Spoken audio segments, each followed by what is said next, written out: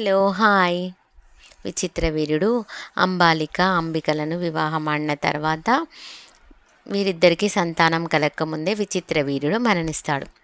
మరణించిన తర్వాత విధవలకు పిల్లలు పుట్టడం వెనుక ఉన్న రహస్యం ఇప్పుడు మనం తెలుసుకుందాం.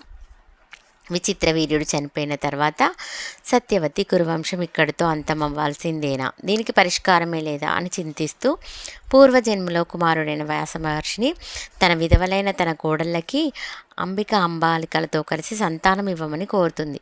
అంబిక వద్దకు వ్యాసుడు వెళ్ళినప్పుడు ఆయన కఠోర రూపం చూసి భయపడి కళ్ళు మూసుకోవడం వల్ల కంటి చూపు లేని బిడ్డకు జన్మనిస్తుంది. అతనే ధృతరాష్ట్రుడు. ఇక వ్యాసుడు అంబాలిక వద్దకు వెళ్ళినప్పుడు ఆయన రూపం చూసి కళ్ళు తిరిగి పడిపోతుంది. అంబాలికకు పాండురోగంతో పుట్టినవాడే పాండు. అంబాలిక సేవకురాలు పరిశ్రమి. అదే సమయంలో పరిశ్రమకి వ్యాసుడికి పుట్టిన బిడ్డ విదురుడు కురు సామ్రాజ్యానికి ముఖ్య పాత్ర. ధృతరాష్ట్రుడు, పాండవు మరియు విదురుడు వీరు ముగ్గురు సోదరులు. మహాభారతంలో ప్రముఖ పాత్రలు. విదురుడు ముఖ్య సలహాదారు, మంత్రిగా అత్యంత ప్రతిభా పాఠవాలు గలవాడు విదురుడు. Thank you for watching.